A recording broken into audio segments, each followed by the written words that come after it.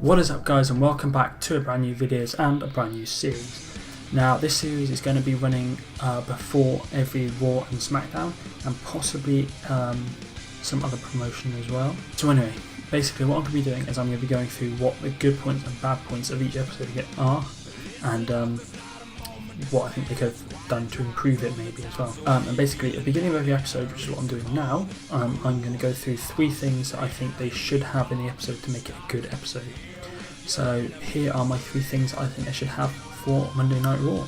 So first off, we have that Seth Rollins should start in the ring, cutting a promo, calling out Triple H for costing him the Universal Championship. And in this, they should have Seth start in the ring. When he calls out Triple H, Kevin Owens comes out, basically says to him, it wasn't Triple H's fault, you're just a mad wrestler, blah blah blah, all of that crap that they normally say. And then maybe at the end of the night they should have a one-on-one match for the Universal title again. Kevin Owens puts it on the line. This brings me on to my second point. Triple H should not feature in Monday Night Raw at all. I think what they should do is they should have this main event at the end of the night, and I think that Triple H's music should hit, but he doesn't come out. This distracts Seth Rollins, costs him the Universal Championship again. Kevin Owens picks up the win, retains his title.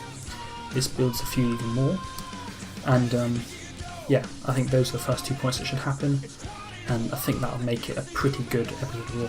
Third thing is that this isn't so much as a high profile as that is. Of course, that's like the main event feud at the minute. This one, I think they should have no match whatsoever between Titus O'Neil and Darren Young. This because they've obviously had quite a few matches already. The feud's starting to get a little bit stale, so they need to cut a promo, a good promo, with Bob Backlund. Just not another match because we've had so many of them already. It's not a particularly interesting feud as it is. More matches isn't going to make it any more exciting. So yeah, those are my 3 things I think they should have in the episode. Let's get into the good and bad points of the episode, which I'll be skipping forward in time to after I've actually watched it. So yeah, see you in a bit. Oh, I'm tired.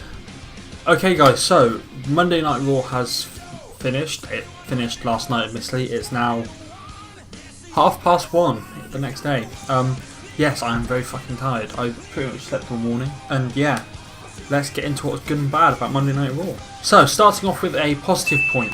My point of Kevin Owens and Seth Rollins starting the ring, having a argument, was true.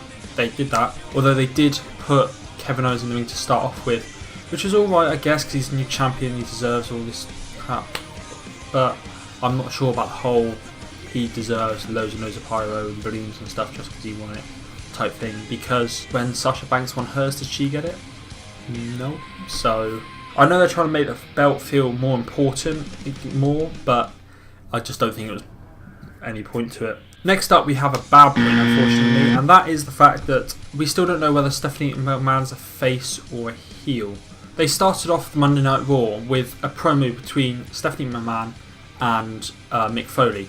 And the whole point of this was that Mick didn't trust Steph, that she didn't know what was going on with Triple H. So they had this whole thing of when they first met, and Stephanie was on the verge of tears at one point, allegedly. And it just made her try and feel like a face again, that she was a good guy. But then Seth Rollins came out, who's supposed to be a heel, and she then tried to indefinitely suspend him. Now, Seth Rollins might be a heel, but he's over with the fans. So to the fans he's a face, but the company wanted to be a heel. So she tried to suspend him, which made her a face in the eyes of the company, but a heel in the eyes of the fans. Then Mick Foley overruled her, which then made her the face. That's the heel, sorry. And then later on in the night, she defended Mick Foley when he was being verbally abused by Chris Jericho, making her the face again. So once again, it's just very confusing, and I almost confused myself. So yeah, once again, Stephanie McMahon, we have no idea whether you're face or heel. Helpful. Next up, we have one specific line, and it just made me remember how much I love Kevin Owens' promos and how clever he is, because Chris Jericho came out at one point, I think it was at the start, talking about how Kevin Owens is being treated unfairly because Seth Rollins got given a match, Clash of Champions, which we'll come on to, and Chris Jericho was saying that he shouldn't be allowed to do that because Kevin Owens hasn't been treated fairly, which is true. And Kevin Owens had one line when Chris Jericho said he is the longest reigning Universal Champion in history, and Kevin Owens just stood there and went 7 days. And it's just that made me smile sitting watching it, and it made me realise that how much I love his promos. As about Chris Jericho as well. Chris Jericho is an excellent talker on the mic. The two of those together are just brilliant. So yeah, that's the second good point. Up next, like I said, we have Seth Rollins being given a match of Clash of Champions. Now I get that he got screwed out of the championship by Triple H, but why does that mean he instantly gets a match, a Clash of Champions, for a rematch? Because he didn't drop the belt, so it's not a rematch clause. And yeah, okay, like I said, he got screwed out of it, so technically he deserves another go at it because it wasn't his fault he's lost. But it was a fatal 4-way, and therefore technically it wasn't illegal. If it had been a one-on-one match and Triple H had come out and distracted him, or got him or taken him out without the referee looking and he got screwed out that way, it would have been different. Because it's a fatal 4-way, it's kind of expected that you're going to get screwed out of it, like Big Cass and Roman Reigns were. Okay, so yeah, that's a bad point, I think. Also, actually, following on from that, one of the reasons I think it's a bad point is I think that it should be Rollins and Triple H Clash of Champions, but I have a feeling that they're going to try and save that for someone else. Maybe, I don't want to say WrestleMania, that's wrong. Maybe Royal Rumble, because I think that's the next pay-per-view, the next big 4 pay-per-view. So maybe they're trying to save that for Royal Rumble. And I think that'd be good, because I think Triple H might cost Seth Rollins the title at Clash of Champions, which is in 3 weeks' time. Right, next up we have another bad point, and this was a kind of an ongoing thing throughout the night. There were adverts for Backlash 4 times throughout the night, I think. And this is supposed to be on a show that's competing with SmackDown for views, yet they're advertising their pay-per-view. I get that SmackDown's still viewed as a smaller brand, and they want that the WWE company itself want views and money for SmackDown, but that just advertise it on WWE Network. Don't advertise it on SmackDown, on Raw. Sorry, that's supposed to be competing for views and revenue and pay-per-view buys with SmackDown. With SmackDown. It just doesn't make any sense. Next up, we have a third bad point in a row, unfortunately. These are sort of in chronological order that I can remember them anyway. Kevin Owens kept back-chatting Mick Foley throughout the night, and he then got given a match against Sami Zayn. Again. Like, how many times have we seen Kevin Owens v Sami Zayn since they've come to WWE? Before that, in NXT, it was one of the biggest rivalries of their generation. It probably still is one of the biggest rivalries of their generation. But everyone's starting to lose interest in it, which isn't a good thing. That should be a match that was headlining WrestleMania in 2-3 years' time. But at the minute, they're giving it away as the main event on Raw. And it's not the first time they've done that. Yes, they had their feud already, very early to them coming into WWE. They had their big match, and Sami Zayn won. And then they're giving it away as a pay-per-view. Yes, Kevin Owens is now the champion, but they just keep giving it away over and over again. And it's not good for the two of them, because that should be a match, like I said, that's headlining WrestleMania. But it's not going to be, because they've done the match so many times, no one's going to care.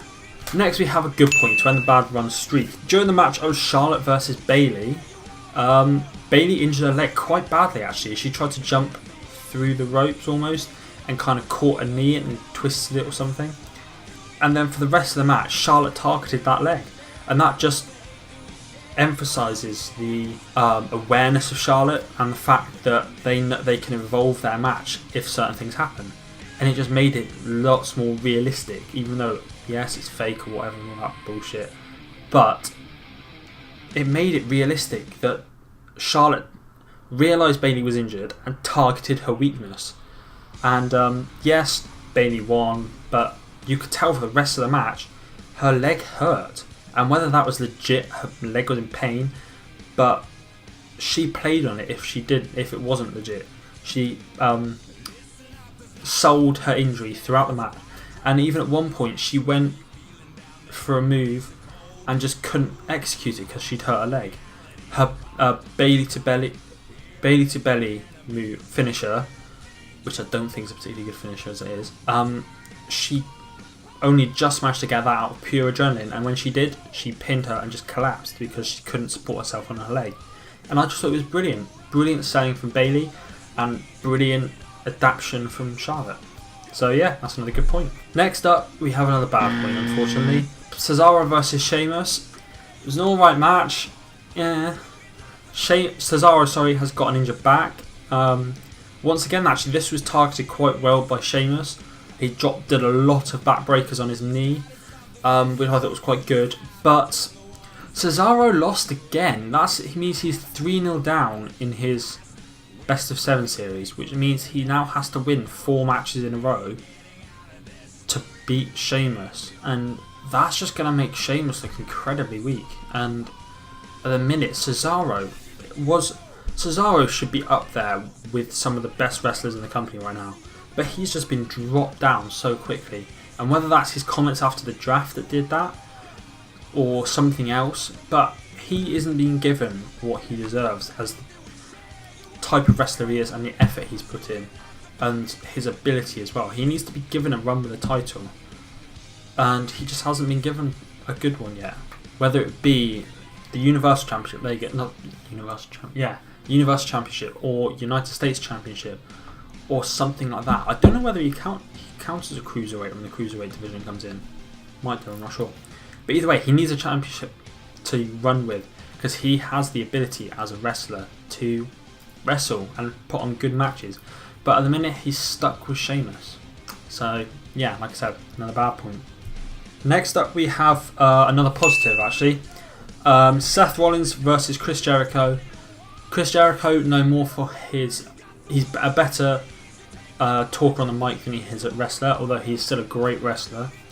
And Seth Rollins is known for being fantastic at both. And their match was phenomenal. I actually really enjoyed their match, and I think it was probably match of the night, if I'm honest. Yeah, I thought it was a really good match. Some of the spots in it were really good. The fast-paced tempo towards the end. They're on the top rope. Chris Jericho gets dumped on his front. Seth Rollins goes for the frog splash. Chris Jericho moves out of the way.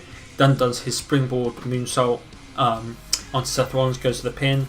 Doesn't get it, and then Seth Rollins hits him with a pedigree and wins the match. That ending was quite good, but the whole match was phenomenal, and I really enjoyed it. So, yeah, props to them. This is another good point. Well done. Like, well done, as if they're watching this, they're taking plaudits. Fucking hell. Next up, we actually have another good point again. There were 3 squash matches on Monday Night Raw, actually. There was Bo Dallas, Braun Strowman, and Nia Jax again. Bo Dallas won. That's just a complete squash match. No offense given by the jobber. But Nia Jax and Braun Strowman both had opponents that were higher up. Nia Jax not so much, but they both started to show weakness, that their vulnerability is speed. Sin Cara against Braun Strowman went out with vengeance because of the whole taking the Lucha Libre mask off. And they were both good matches in that they still got over Nia Jax and Braun Strowman by being monsters in the ring and huge and undefeatable, but they also showed the little bit of weakness that will push them into a feud. And the Nia Jax match actually looked like it's bringing a feud in with Alicia Fox, because the person who wrestled today was Alicia Fox's friend, and Alicia Fox and Nia Jax cut a promo after back when Alicia Fox was going to see her friend. That started to develop the feud a bit, and as much as I think it's going to be a feud that once again no one cares about, and Alicia Fox is going to lose because Nia Jax can't be beaten by Alicia Fox. She needs to be beaten by another massive name. I think it's good that they're starting to push them into feuds slowly, and I'm glad they've shown a little bit of weakness, because you can't just have someone that mows through everyone because they'd be the champion and always be the champion. But it's good that they've got that little weakness that shows they can be beaten. So yeah, I thought all the squash matches were quite good this week. Next up, we have another bad point. Now, the whole mocking someone by trying to copy their gimmick in a sort of jokey way, not taking it seriously, just making fun of it in general, has been around in wrestling for ages. But the old day. The old day. That was one of the most cringeworthy things I've seen in a while. It just made. I get that the club are in the retirement business of wrestlers or whatever and all that crap, but they shouldn't be there for a start because they need to be having their own gimmick like they did in New Japan. But the old day, really, bringing 3 people out to be old people of the New Day. I need to stop doing that all the time. Really, it just made me cringe and I didn't like it. And yes, the New Day did it for the Wyatts, but the New Day are funny. New Day make everything better, let's face it. They just make everything better. Next up, we have another good point. There was no match between Titus O'Neil and Darren Young. Granted, they did have a fight. Darren Young had a match, he won it. Titus O'Neil came down and started trying to beat him up, but he got his ass kicked. And his selling was a little bit weird, if I'm honest. But yeah, there was no match, so the feud's still kind of developing. But they're just going to do the thing where one of them's in commentary, the other one's having a match. One of them wins the match or loses it because the other one's distracted them, or they just have a fight, and that's the feud for them. They're just going to keep beating each other up, and then somehow they're going to make a match out of it. I don't know. The final positive for today is that Triple H didn't appear, which is another thing that I said at the beginning of the night shouldn't happen. Triple H didn't appear. There was a lot of conspiracy about why he did it, whether Stephanie knew about it, but he just didn't turn up, which is a good thing because you don't want him to come out and explain himself. He's been out for a while and he just came back and attacked the person he'd been defending for the past year pretty much with no explanation whatsoever, and it was just brilliant. And I think if he stays out of it until Clash of Champions, when he just appears again, I think that'll be pretty well booked by WWE, if I'm honest. I do think he should have had a distraction at some point in Seth Rollins' match. Because of the way they booked it, Seth Rollins having a match with Kevin Owens at Clash of Champions, I can understand why they didn't, because that's leaning into a feud with Triple H more than it is with Kevin Owens. Either way, no Triple H, good point. Right, and then we come on to the final point of the night, which unfortunately is a bad point. Roman Reigns just got given an opportunity at the Universal Championship. He's fighting Kevin Owens next Monday to put him in the match with Seth Rollins and Kevin Owens for the Universal Championship if he beats Kevin Owens next Monday. But this is a bad thing because he was going to have a feud with Rusev. That feud could have been great if he'd just gone on and beaten Rusev at SummerSlam for the United States Championship. That could have been good. He could have had a lowish profile title, refined his skills from there, then come back up. But at the minute, that fight for SummerSlam was bullshit, complete and utter crap. They just came out and beat each other up for 5 minutes or whatever. And who benefited from that? Rusev looked weak, Roman Reigns may have looked strong, but then there was no follow-up to it. Why does he instantly get put back in the main title picture? So that is it for the positives and negatives from Monday Night Raw. And as you can see, it's even. 7 bad points, 7 good points, I think. I may have that wrong. You'll be able to see. But anyway, I hope you guys enjoyed. Let me know if you're going to enjoy this series. Leave a comment below if you think there's any improvements I can make. Subscribe if you are new around here. That will make me very happy indeed. And I will see you again next time. So thank you and goodbye.